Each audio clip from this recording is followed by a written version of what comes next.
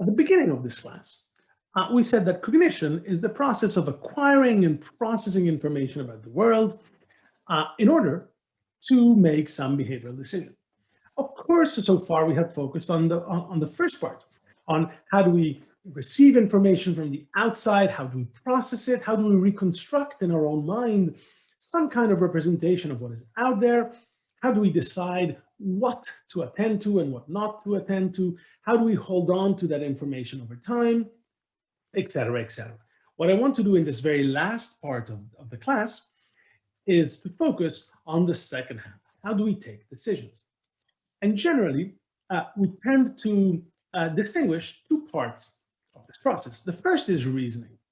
And reasoning is really the process of drawing new information, what we refer to as conclusions, from some other information that you already have. Some principles, you know, some observations you've made, or beliefs, or some other kind of knowledge you already possess. The second half is decision making, which is how do you pick a specific course of action among several possibilities. Let me give you an example. How did you go by choosing among different universities that you could have attended? Right? If you're here, chances are you probably had multiple options. How did you pick? What convinced you to pick this university versus others? And see, well, first, you have to gather information. What is each university known for? Who do you know that has gone to each of these universities that you're considering? And see, from this information that you already have, you'll be drawing some conclusions, and you'll be inferring new information.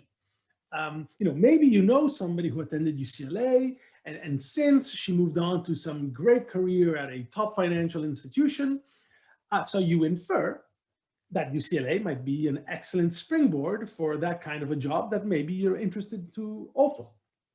Or maybe you knew someone from high school, who knows, a couple of years senior to you, and this person was really interesting and just nice to hang out with and talk. And so you infer that since they went to UCLA, it must mean that at UCLA there are other interested and interesting and like-minded people that you think you're likely to fit in with and sort of have plenty to talk about and share. And of course, you'll do this for each of the universities that you're considering. Now, this is the reasoning side of things. Now, say that you've finally you've gathered all this information, you've kind of made all the inferences you thought you could from the information you had. The question is, how do you pick which university you want to go to? Which one is the best for you? And the most likely scenario in real life is that maybe you really like the academic program at this university, but you also really, really like the extracurricular activities and maybe the sort of projection toward job market activities of that other university.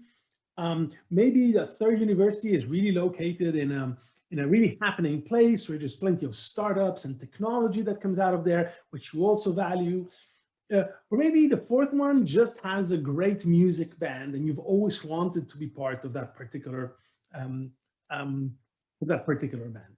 How do you value each of these things, and how do you compare these different pros and possibly cons of each of the places? Particularly because truth is, most likely, until you actually have picked somewhere and have gone somewhere, you don't really know how much you're actually going to like it. I mean, you assume that you're going to like all of these things that you're coming up with today, but until you're there, you won't really know what it is, how much you're going to like it, and what it is exactly that you're going to like. Now, so this part, deciding among several different possibilities, often under significant uncertainties, because as I said, you might not really know how much you're going to like each part. Now, that is decision making. So reasoning is the cognitive process of drawing conclusions from some kind of information you already have. And this may be beliefs, prior knowledge, observations, principles, any of these, and they can pertain the real world, the external world, the sky is blue, the sun rises from the east. or it can pertain your own inner thoughts and your own inner beliefs.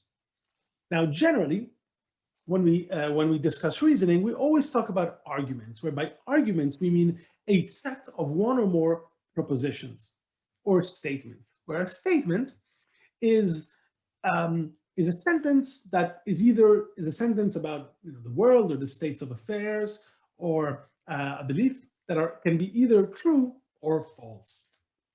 For example, this is an argument made of 3 statements. And typically, in an argument, the last statement is referred to as the conclusion. So this is the new piece of evidence that we're trying to evaluate, whether it's true or not. And anything other than the last statement is considered a premise. So the premise generally is some kind of evidence that is trying to give support for the conclusion. Of course, whether it does or not is understanding whether the premises do warrant the conclusion. That is reasoning. And in fact, sort of the degree to which premises give you confidence about the conclusion can vary substantially, and it can go from completely worthless, from giving you no evidence whatsoever for the conclusion, to cases where you just can't imagine it being any different. So where the conclusion has to be true given the premises. This particular argument. If it rains, then I will take the umbrella. It rains, therefore I will take the umbrella. It just couldn't be otherwise, right? If the first two are true, if the first 2 premises are true, if it is the case that if it rains, I take an umbrella, and if it is the case that it rains, there's no other state of the world than I take an umbrella. Right? The first 2 premises guarantee you that the conclusion has to be the case. So in this case, it's just the strength of the conclusion, right, is really strong. It has to be the case. But compare that to if the conclusion of this argument had been Milan is a pleasant city to live in. Well, this falls in the worthless category. The premises don't give you any reason to believe the conclusion to be, possibly true or not true. They don't give you any basis for saying anything about the conclusion. And of course, you can imagine cases where it's somewhere in between. Maybe, how about this conclusion? I will get wet. Well, yeah, maybe. I don't know. It depends. Is it windy? Do I have a big umbrella? Do I have a small umbrella?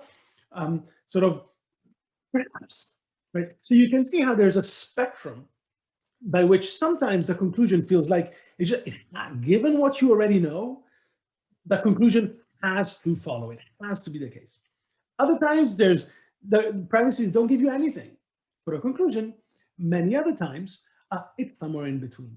And interestingly, these different states map onto basic classes of reasoning, at least psychologically. Generally, people tend to perceive that there are 2 very different ways of reasoning. Now, the first is referred to as deductive reasoning. Deductive reasoning is about certainty. So this is the case where if the premises of an argument are true, the conclusion has to be true. There's no way around it. So as long as the premises are upheld, the conclusion has to be true. And this is what I mean by deductive reasoning. It's really about certainty. That's how strong your confidence is in the conclusion. And of course, the example I gave you earlier was one such case. If it rains, then I will take an umbrella. It rains, therefore, conclusion, I will take the umbrella.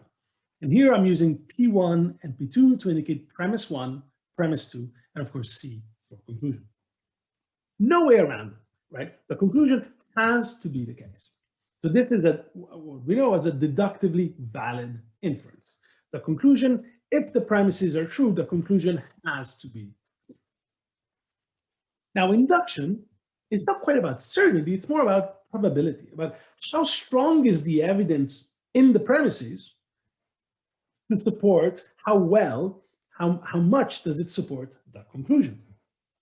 In this case, the premises don't really guarantee that the conclusion is true. They just make it more or less likely to be the case, or they just provide, more or less evidence for the conclusion to be the case. And of course, an example is if it rains, then I'll take an umbrella. It rains, and I will get wet. Well, sure. I mean, maybe, right? It could be. I sure can imagine a case where that is true. In fact, you know what? I could imagine that maybe there's some other premise, P3, that says, oh, my umbrella is a paper cocktail umbrella, like one of those that you see pictured here. Well, you know what? In that case, it'll make it much more likely that I will get wet. So this is better evidence for the conclusion. If I tell you, you know what, there's even a P4 that says, oh, look outside, an observation. Look outside, it's really windy. You know what, that makes it even more likely that I'm going to get wet. Okay. On the other hand, a P3, another sort of observation, could be that my umbrella is one of those full body umbrellas that you see pictured in this image. Okay, so how does that change the way in which you evaluate the conclusion? How likely is it now that I will get wet if I step outside? Well, it turns out maybe a little bit less than we thought under the paper umbrella scenario, right? And this really highlights what induction is about. Induction is really about how likely, how probable, how strong a case do the premises make for the conclusion to be the case. Again, there's evidence for people having very different intuitions, and in fact, even neural circuitry in response to these two different kinds of reasonings. And I should say these are not the only types of reasoning, but we will focus on these two. And then we take them one at a time.